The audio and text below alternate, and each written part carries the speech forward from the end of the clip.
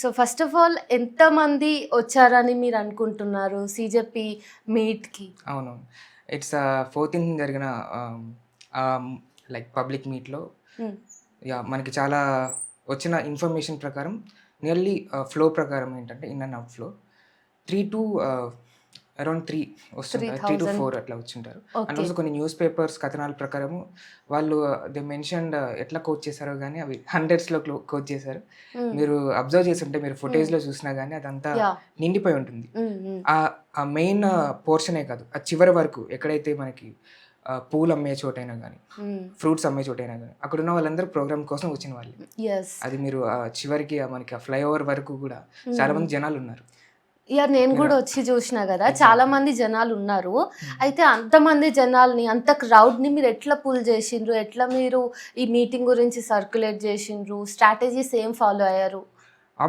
ఆబ్వియస్గా ఎట్లా అంటే మనం ఒక లార్జ్ గ్యాదర్ని పుల్ చేయాలంటే there must be a strategy, అది కూడా మెయింటైన్ చేయాలి. ఏమైందంటే ఇప్పుడు ట్రెండ్ నడుస్తుంది.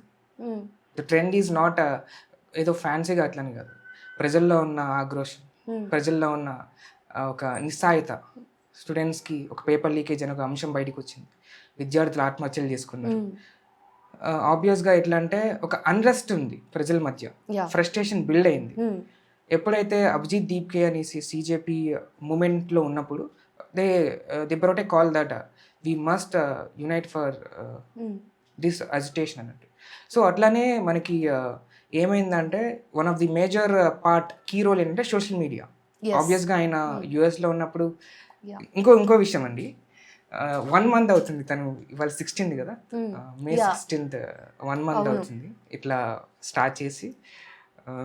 సో అట్లానే ఆయన యుఎస్లో ఉండి స్టార్ట్ చేయడము, అది ఇండియాలో ఉన్న వాళ్ళు కూడా కనెక్ట్ అవ్వడము, ఒక సెటారిక్ అంశంగా వచ్చిన ఈ పేజ్ కాస్త 6 million 10 million విత్ ఇన్ 3-4 daysలోనే. అంటే just observe how people are feeling about these system. So అలా అంటే అన్ట్రస్ట్ ఉన్నప్పుడు ఆబ్వియస్గా మనం ప్రజలే పెట్టుకుంటారు, ప్రజలే నిరసనలు చేస్తారు, ప్రజలే బయటకు వస్తారు. But they need a platform కోసం ఎదురు చూసినప్పుడు CJP gave that platform. Not only gave that platform, it's democratize the platform. So social మీడియాలోనే మీరు ఎక్కువ పోస్టర్ సర్క్యులేట్ చేయడం లాంటివి? ఫస్ట్ మనం ఇనిషియల్గా సోషల్ మీడియా చేసాము, అండ్ ఆల్సో మనం ప్రెస్ మీట్ కూడా పెట్టాము. 12th పెట్టాము మనం గన్ పార్క్ దగ్గర. It's huge success, national media కూడా వచ్చింది. That Hyderabad is also going to make something on 14th అనేసి. సో అలానే అట్లా రీచ్ అవుట్ అయ్యాము మనం. పోస్టర్స్ నుంచి, వాల్ పోస్టర్స్ నుంచి, వాట్సాప్ టెక్స్ట్ల నుంచి, డిఫరెంట్ కైండ్స్ ఆఫ్ మీడియమ్స్ నుంచి మనం ప్రమోట్ చేసాము. దానికి రిజల్ట్గానే మనకి లార్జ్ గ్యాదరింగ్ వచ్చింది ఆ రోజు.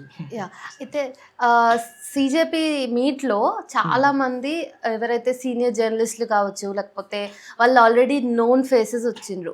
సో లైక్ తులసి చందు కావచ్చు, ప్రొఫెసర్ నాగేశ్వరరావు కావచ్చు, లేకపోతే ఇంకా చాలా మంది వచ్చిండ్రు కదా. సోనం వాంగ్చుక్ని కూడా మీరు తీసుకురాగలిగారు. It's of course it's a success. అయితే ఇదంతా ఎట్లా, వాళ్ళ ఎవరి దగ్గరికైనా మీరు పర్సనల్గా వెళ్ళి, సరే సోనం వాళ్ళు అయితే సీజేపీ తోటి ముందు నుంచి అన్ని చోట్లలో ఉంటున్నారు కాబట్టి దట్స్ ఫైన్, బట్ ఇక్కడ ఉన్న local famous are popular persons ని మీరు ఎట్లా తీసుకురాగలిగారు? పర్సనల్ గా వెళ్ళి ఇన్వైట్ చేస్తారా, వాళ్ళే వచ్చారా? మనం పర్సనల్ గా ఏదో స్పెషల్ గా ఇన్విటేషన్ ఇచ్చి అట్లేం చేయలేదండి. వాళ్ళు ప్రజా ఉద్యమాల్లో ఉన్నారు, ప్రజలకి ఏం జరుగుతుంది, ఏం జరగాలి అనే అంశాల మీద ఎప్పటి నుంచో మాట్లాడుతున్నారు. వాళ్ళు రియల్ స్టేక్ హోల్డర్స్ గురించి చెప్పొచ్చు. ఇప్పుడు ఎవరైతే జర్నలిస్టులుగా ఉన్నారో, డెమోక్రటైజ్డ్గా ఒక ప్యాటర్న్ న్యూస్ని పట్టుకెళ్ళే జర్నలిస్టులు ఉన్నారు, వాళ్ళు స్వచ్ఛందంగా వచ్చారని మేము నమ్ముతున్నాం. ఎందుకంటే మనం ఆబ్వియస్గా మనము పోస్టర్స్ వేసాము, వివిధ గ్రూప్లలో షేర్ చేసాము, వాళ్ళ నోటీస్కి వెళ్ళింది, వాళ్ళు వస్తారు, ఆబ్వియస్గా వస్తారు వాళ్ళు. ఎందుకంటే ఎవరి ఇంటికి వెళ్ళలేదు, ఐ మీన్ ఎవరి డోర్ స్టెప్కి వెళ్ళలేదు, చేయాల్సిన అవసరం మనకే ఉంది. సో అంతా ఆర్గానిక్ గా వచ్చినటువంటి క్రౌడ్ వచ్చిన వాళ్ళే అందరూ. ఓకే, అయితే ఇది ఖర్చుతో కూడుకున్నటువంటి వ్యవహారం. సో దీనికి ఇంత డబ్బులు ఎంత లేదన్నా అక్కడ జరిగినటువంటి టెంట్ హౌస్ కోసం కానీ, వాటర్ కోసం, మైక్ సెటప్ కోసం అంతా కావాలి టెక్నికల్ గా. సో ఇదంతా డబ్బులు ఎట్లా మీరు పుల్ చేసిండ్రు? ఎగ్జాక్ట్లీ. అయితే మనకి డబ్బులు ఇవ్వడానికి కూడా చాలా మంది వచ్చారు. అండ్ ఆల్సో మనం వెరిఫై చేసుకొని లైక్ మనం ఏమైనా ఎక్స్పెండ్ చేస్తాము. ఇక్కడ ఏంటంటే అంత ఖర్చు అవ్వలేదు. బేసికలీ అంత ఖర్చు అవ్వలేదు. Tent and also sound system సంబంధించిన వాటి మీద మనం ఎక్కువ ఫోకస్ చేసాము.